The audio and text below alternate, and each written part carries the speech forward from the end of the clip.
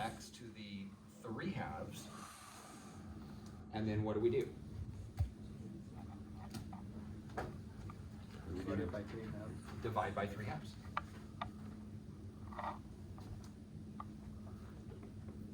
Plus c. So are we okay with that? Now, it is a little bit messy here and we can clean it up a little bit. Dividing by a fraction is the same as multiplying by the reciprocal. So when we move that up to the top, it flips upside down. So we get that.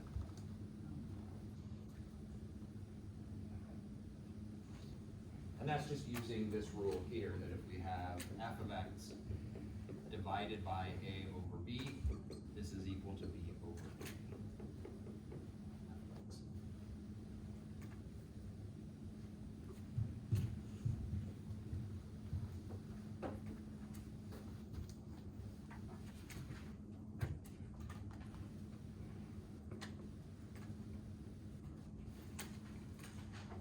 Okay, so go ahead and do this one.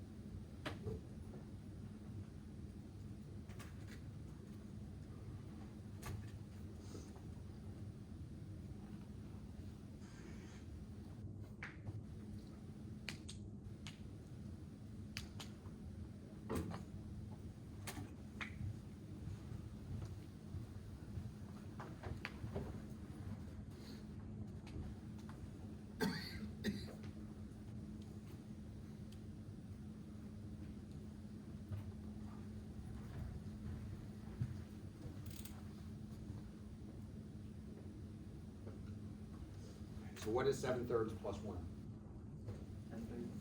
10/3. Because remember, when we add fractions, we need a common denominator, so 1 is the same as 3 over 3, so 7 plus 3 is 10 over 3. And so this is going to equal x to the 10 over 3. And now what do we do? Divided by 10. Divided by 10 over 3. Plus c. But then we can simplify this a little bit by flipping it upside down.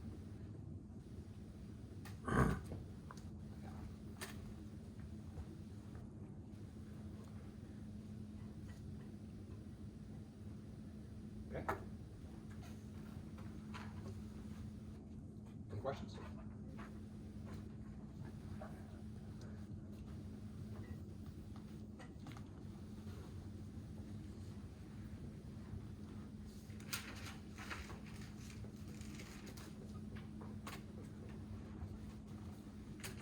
How do we deal with something like this? When we were taking derivatives of something like this, how did we have to rewrite this before we took the derivative? We can put it on the top, but then it becomes a negative exponent. Okay. And so we'll rewrite it x to the -4 dx. So go ahead and finish this up. Add 1 to the exponent, divide by the new exponent.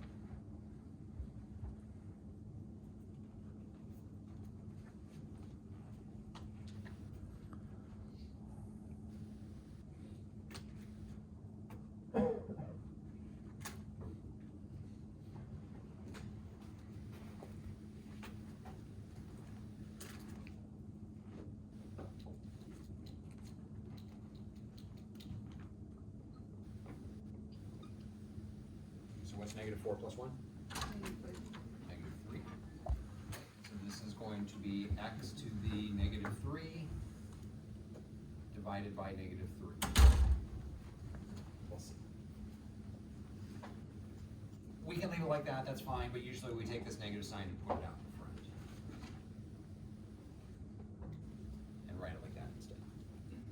it's okay if you leave the negative on the bottom.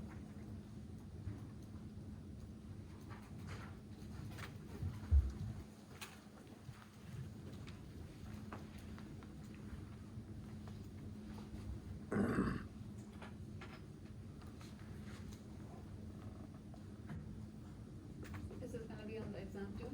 This will be on the final. And we'll get lots of practice with this over the next couple weeks, so. Okay, so go ahead and do this one. What's gonna happen with this 4?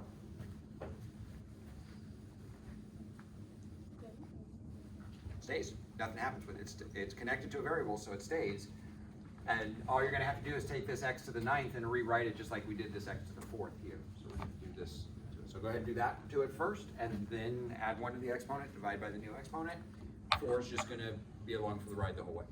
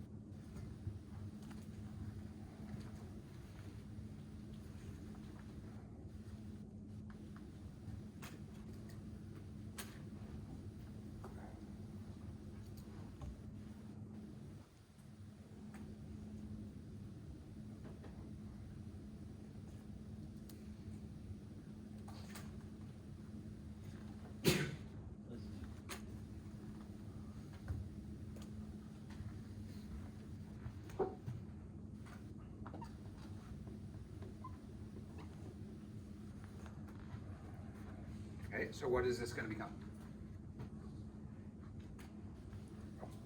4x minus 8 4x to the minus 8 over 8 negative 8. over negative 8. Plus. Oh, I also forgot, and this, we do it in that one too, but on this one as well. You can leave it like this. There's nothing wrong with this. We can move the negative sign out in front, but also we can move that x back to the denominator.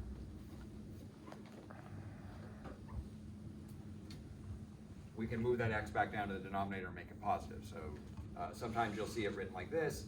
Sometimes you'll see it written like this. Sometimes you'll see it left like this.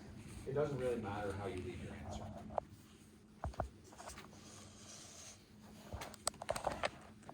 Is everybody okay with this?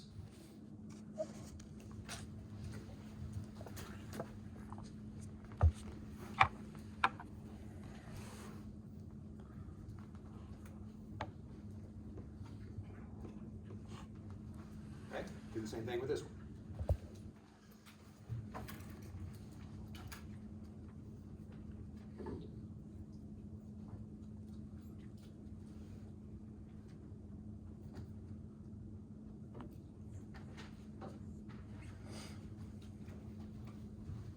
How do we rewrite this one? This is x to what power? So x to the negative 1, so go ahead and do the process on it.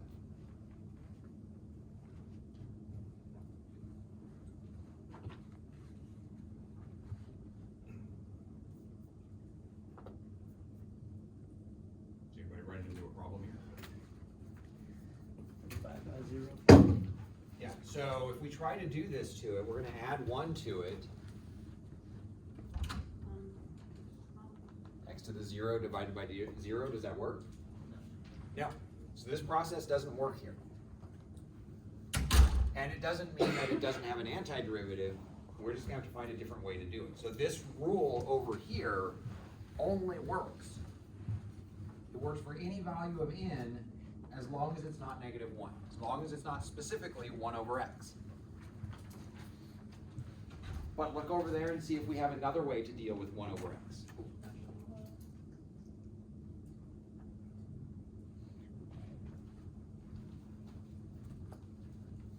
So what is the answer here? So notice that we specifically have, it works out really handy for us that the one case that doesn't work here, we have an answer for already. Everybody see that 1 over x is going to become natural log of x?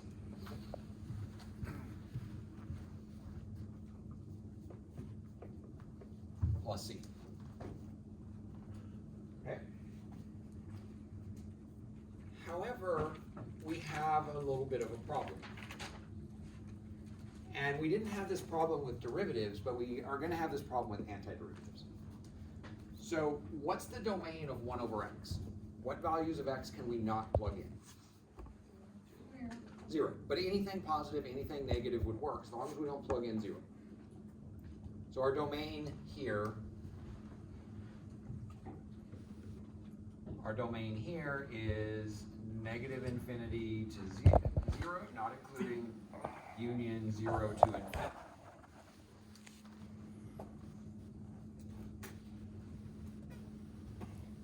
The domain here of natural log, so that one's here, this one is 0 to infinity. When we were taking derivatives, it was okay because we started with the smaller one and we ended up in the bigger one. We just ignored that half of 1 over x. We just, it's 1 over x, but only, it only works when x is positive because that's all we can do with natural log anyway.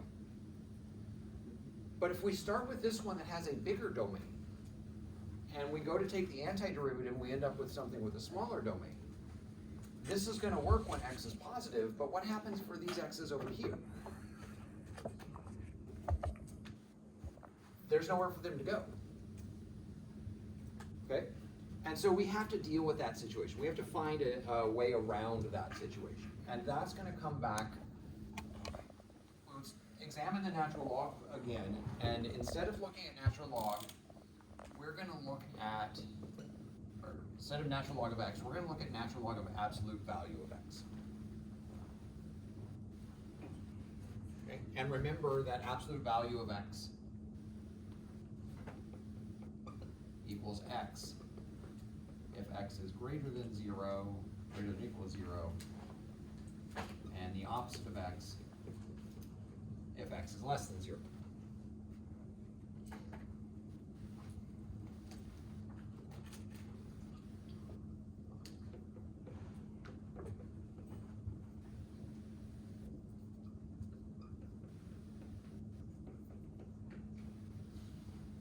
Okay, so what we do is absolute value is either just x or the opposite of x, depending on if x is positive or negative. We don't have to worry about the 0 case. Here we're allowed 0, but over here we're not, because then we would get natural log of 0, and that's not allowed. And so let's take the derivative of this. What we're going to do is basically take the derivative of that whole thing. Okay. So this is going to give us f prime of x. What is the derivative of natural log of x? So what's the derivative of this? 1 over x.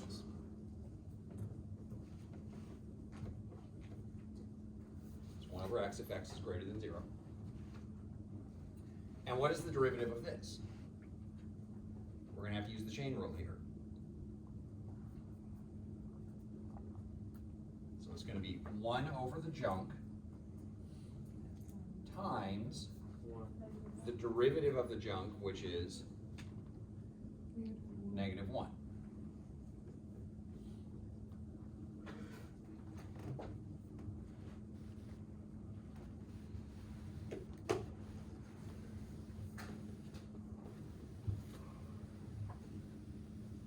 But now that negative and that negative cancel, and we're left with 1 over x here.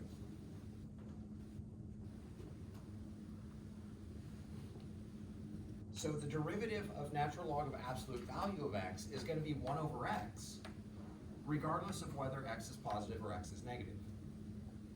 And so this whole thing is just going to collapse back down into a single function, which is just 1 over x. Because our answer is the same in either one of these cases, we can just ignore the cases and consolidate it into a single function. Okay, so the derivative of natural log absolute value of x is 1 over x. and these have the same domain. So we can fix this problem of what happens to these just by taking this and putting absolute values on it. Okay? And this is a thing that's a little bit tricky to remember for a while, and then you just get used to doing it. Anytime we take the derivative, or the antiderivative of 1 over x, it's natural log absolute value of x. And we have to have that to get those domains to be the same. And it works on the negative side and it works on the positive side, so it's okay to do that, and it fixes the domain issue that we have. And so this one is particularly important that you have this memorized, because if you try to go into that with it, it's going to cause problems. But this only works for exactly 1 over x. Well, the number doesn't matter, but it has to be exactly an x in the denominator. It can't be an x squared, it can't be an x to the 4th, it can't be an x to the 1/2, it has to be exactly an x in the denominator. And then what we're going to get is natural log absolute value of x plus c.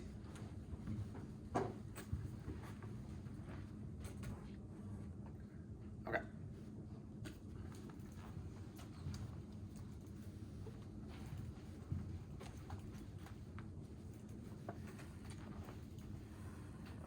So what would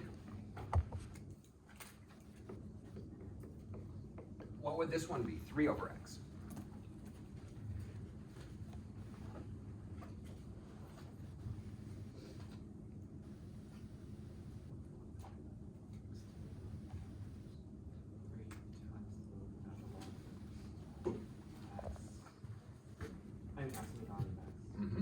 So the 3 is just going to come along for the ride. Numbers attached to variables just come along and don't have any issues. So this is going to be 3. And now since we have exactly a single x in the denominator, we are going to apply this rule here. So that 1 over x or 3 over x or 17 over x, it doesn't matter, is just going to give us this natural log absolute value of x. The number is going to stay.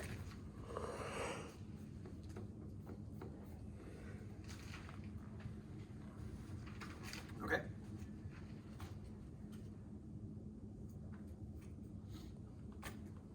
Questions about that one?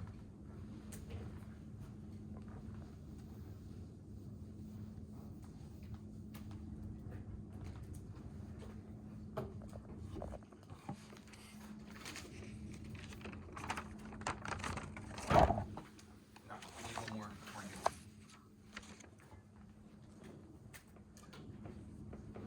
What about this? Integral of 5 dx. Can we just do it backwards? We add an x to the front? Okay, so that's a constant. Come over here.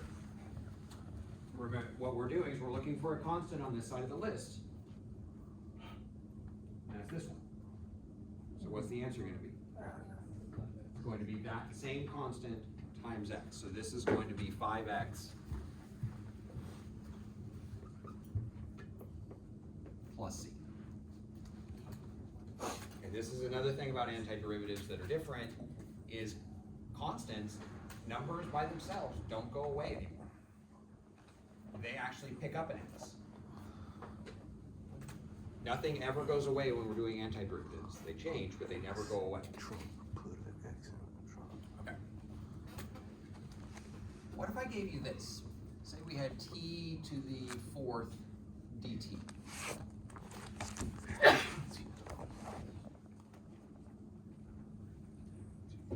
What if I change the letter on you? Does that make any difference? No. No. So go ahead and do that. What's that?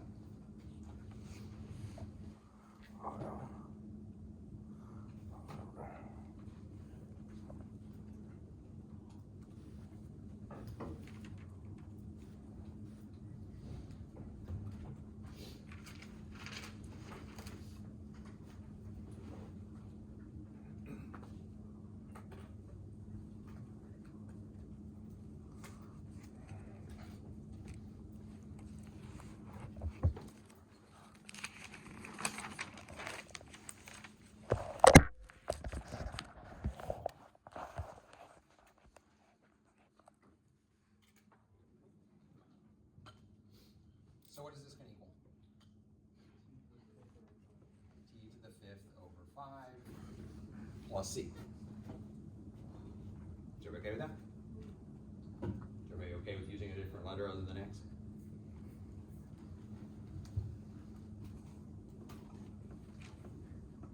What is antiderivative of 5 dt going to be?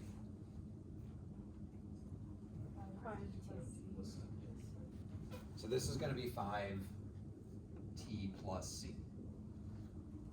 Okay. This is the first thing we see where that dt or dx actually is important. Everything else has just kind of been like a period at the end of a sentence. It's useful, we like it, but it doesn't really serve it didn't really seem like it was doing much. It was just there, and then it disappeared when we did it. But here's the first time where it actually plays an important role. When we don't have any variables in our function, there's no clue as to what our variable is. But the dx or dt will tell us what that is. Okay? And so that's one important thing with the differential and why it's there is to identify what our variable actually is.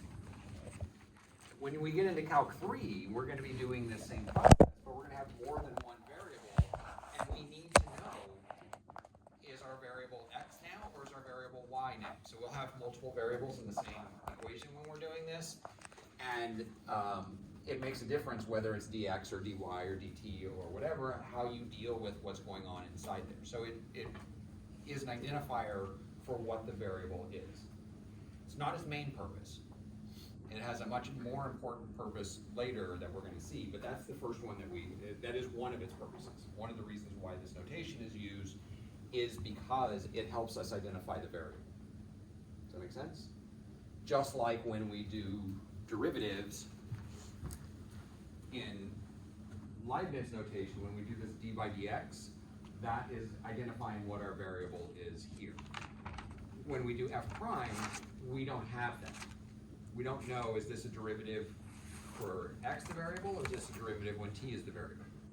But this notation makes it, specifically this is what the variable is, and that's what this notation does as well. Is everybody okay with that? Okay. So let me give you one that's a little bit more complicated to do.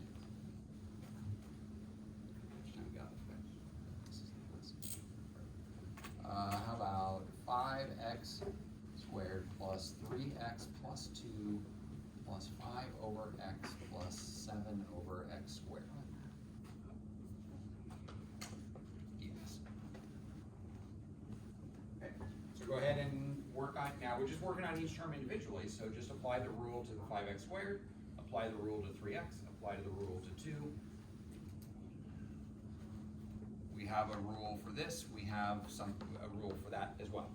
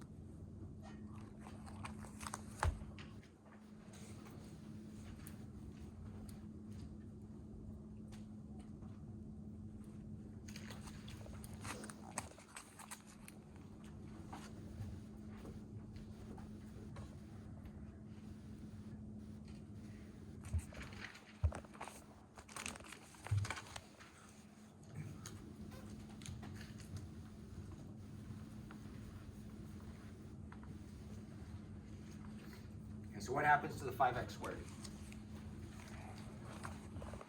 Five comes down, and then x to the third, over 5 times 3. Just over 3.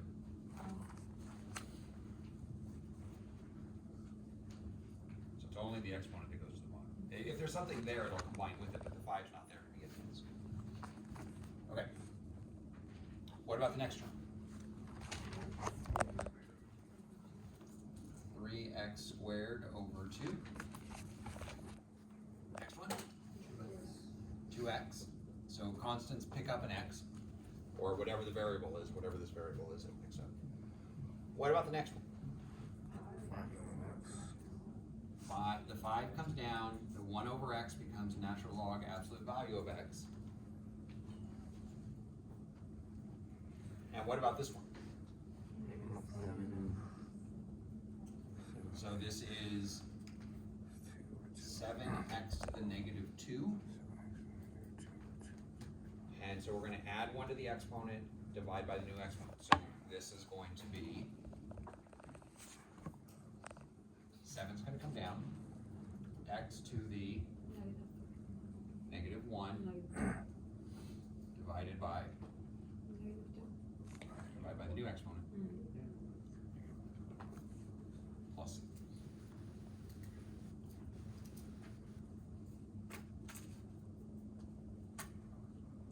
Okay. Any questions here?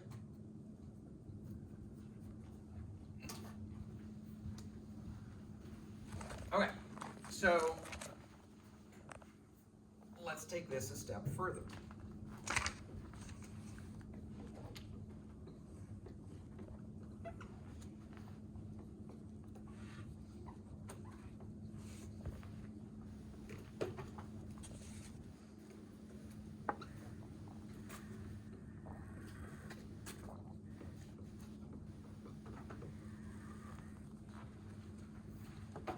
So here we are told what f prime of x is, and that's exactly what we've been doing with this process. We're told that the derivative is something that looks like this. But now we're given an extra piece of information about the function itself. Okay? This is called an initial value problem. We are told where we're starting, and we're told how we're moving, and that's going to allow us to figure out exactly where we are. Does that make sense, everybody? Okay. How do we turn f prime of x into f of x?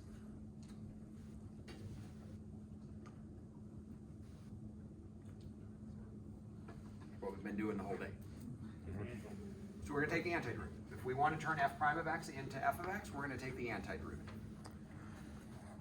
And so we're going to take the antiderivative of x cubed dx. And what is this going to equal? X to the 4th over 4 plus c. So this tells us that f of x equals x to the 4th over 4 plus c.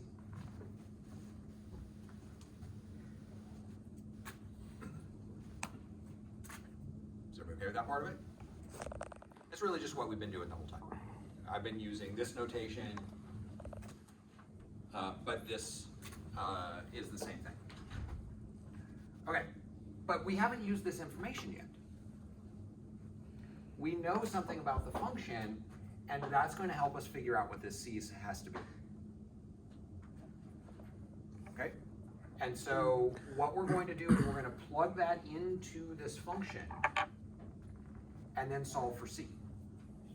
So f of 1, now on one hand over here, we're told that equals 4. But what happens here when we plug in 1?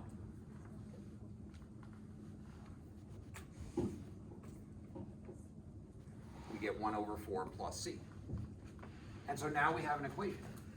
4 equals 1 over 4 plus c.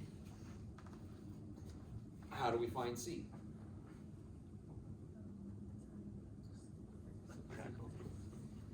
So we add 1/4 to each side, or sorry, we subtract 1/4 from each side.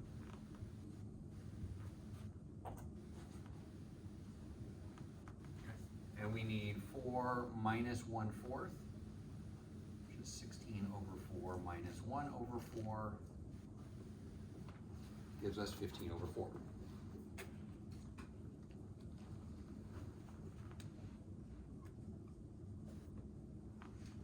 And so we get that 15 over 4 equals C. And so now we come back and we write out f of x again with our new information.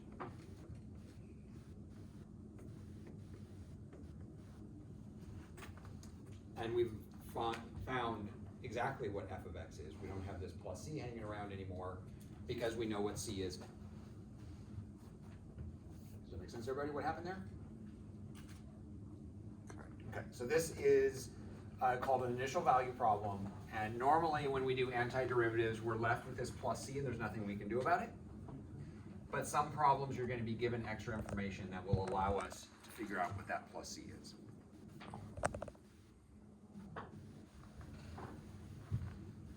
How we get 16? Sorry. So go ahead. Yeah, how do you get 16? Was it for? We just get a common denominator. We have to get a common denominator. So this has a denominator of 4, so then we need to multiply that by 4 over 4.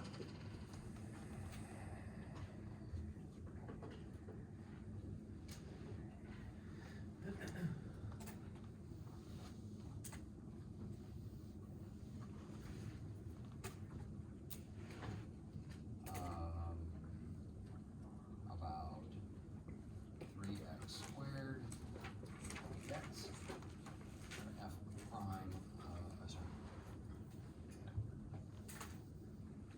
f prime of x equals 3x squared. F of 2 equals 16. Okay. You guys want to go through another one together, or are you guys ready to try one on your own? Right on your own? Okay. So what are we going to, let's kind of go talk about the steps though. What are we going to do with this first? Antiderivative of this. Once we have that, we're going to plug in our value and set it equal to 16 and use that to solve for C. So go ahead and do that process.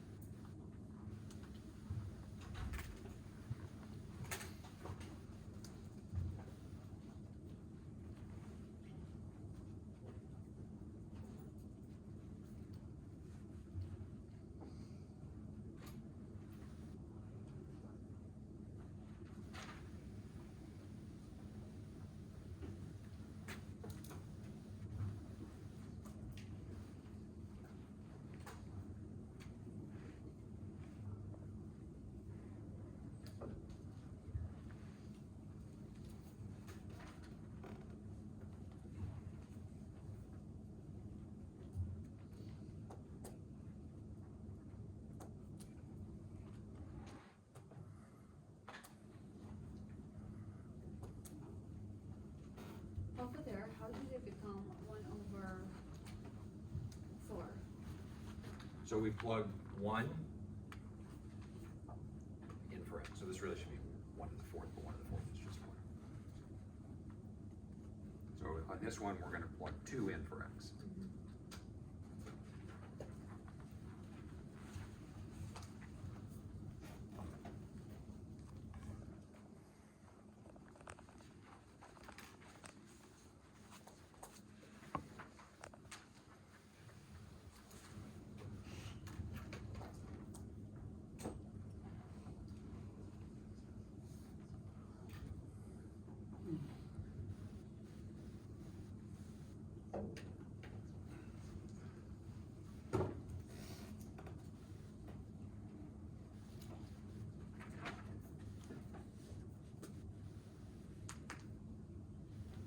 So we're gonna start off with the antiderivative. And what is that gonna equal?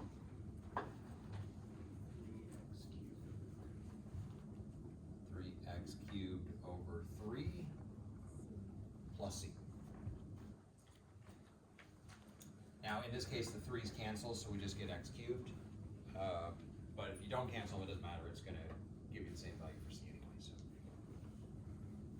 Okay.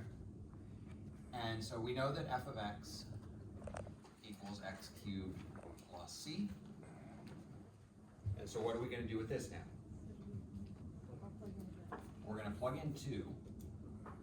On one hand, we know that's 16. And on the other, this is going to be 2 cubed plus c. So I thought it's gonna be, we'll plug 2 for x, right? So we would get 8. And then 3 times 8. No, Yeah, well, I mean, so if you didn't cancel the 3's, you would plug in here, you get 2 24. cubed is 8, times 3 is 24, divided by 3 goes back to 8. So if you didn't cancel the 3's, that's okay. It's not, you should end up with the same value of c at the end of the problem. Okay, so this is 16 equals 8 plus c. And then we just subtract 8 off of both sides. And what do we get for c? 8. Okay, and so now our f of x, with our new information, is x cubed plus 8.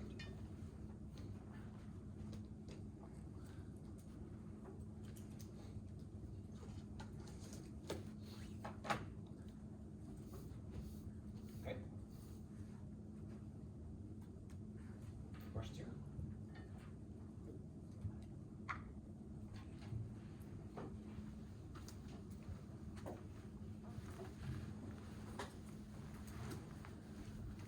So this is something that you'll do a lot of in differential equations, if you end up taking differential equations, is once you take antiderivatives, when we're solving problems in the real world, we want to figure out what that c is, and we usually have some information that allows us to do that. In differential equations, that comes back into play a lot. It doesn't happen a lot in Calc 2 or Calc 3, but in differential equations it does. Okay. What if f double prime of x equals 3x plus 2? What are we going to have to do to get back to x now? So an antiderivative will get us back to f prime of x. But then we need to take a second antiderivative. So let's go ahead and go through that. There's a little bit of a issue that shows up when we do this. Okay, so this is going to be f of prime of x when we take one antiderivative. So go ahead and do that. Find f prime of x here. So we have f double prime, turn that into f prime.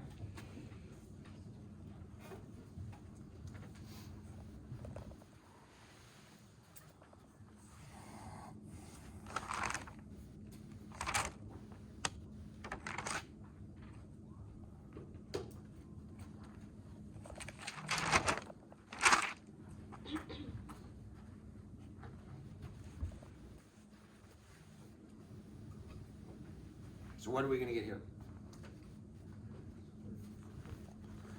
3x squared over 2 plus 2x plus c. Okay. No issues there. It's pretty straightforward. did you mean to make it f prime? Make what? Is it f prime or double prime? This was f double prime to begin with. When we take the antiderivative, now it's f prime. So every time we do this, we take one of them away, one of the primes away. Okay. That part is the same as that, is directly under it? Uh-huh. Yeah. Right, so this is the antiderivative of that. So this is what it looks like before we've taken the antiderivative. This is what it looks like after we've taken the antiderivative. Okay.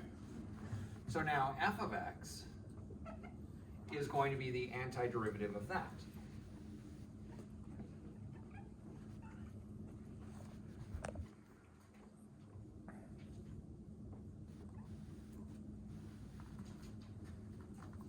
You put in 3, isn't it supposed to be? Oh, yeah, it's supposed to be a 2, sorry.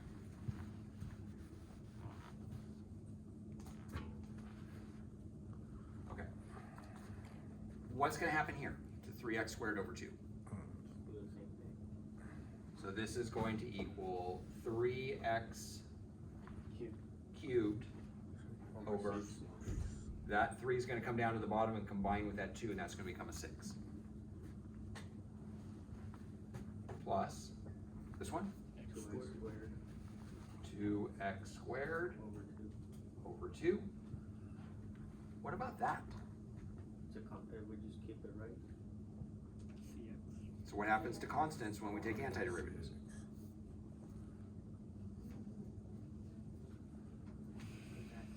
It picks up an x. But we've just done an antiderivative here, so we need to add a constant to it. The thing is, though, that this new constant isn't necessarily the same as the old constant. So we need to just change our letter, and so we'll just say plus d. And so when you're doing 2 antiderivatives, the first one picks up a constant, which then picks up an x the next time, and then we add a new constant.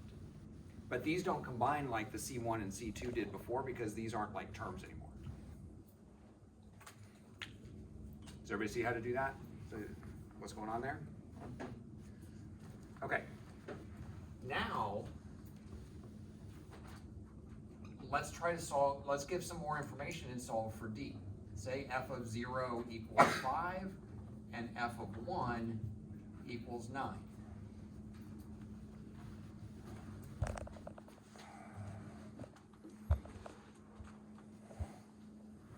Okay, so this is our f of x. What happens when we plug 0 in?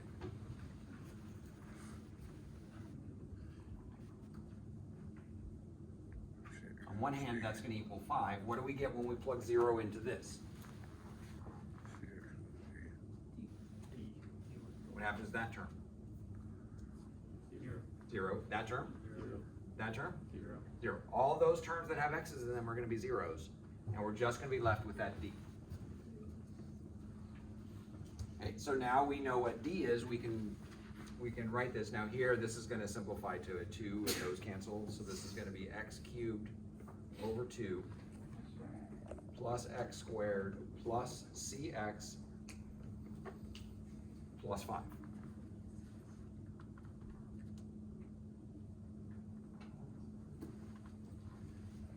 And now how are we going to find the c?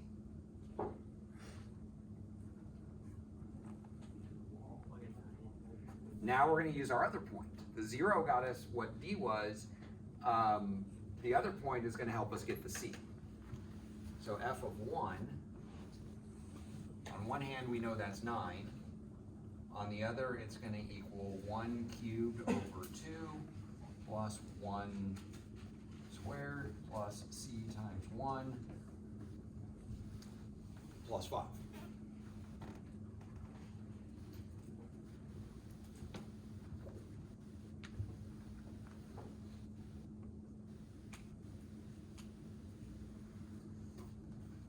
And so we just subtract these off of both sides.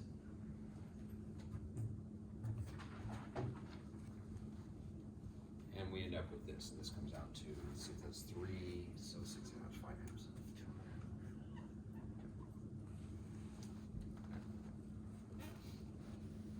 200. Okay, and so then we get that f of x equals x cubed over 2 plus x squared plus 5 halves x plus 5. And the only thing that changed was we know what c is now, so we replace it.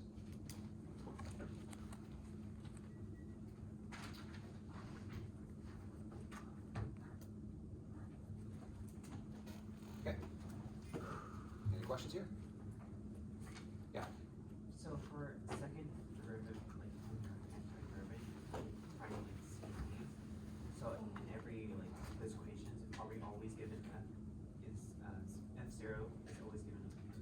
of some, if our goal is to find the C, we have to know f of something. So there's never a chance we're never given F0. If you're not given any values, then you have no way of finding C. So most of the problems are gonna be like that, where they're not gonna give you anything, and your answer is just gonna be left with a plus C. But if they want you to find that plus C, they will tell you f of 0 or f of 1 or f of something.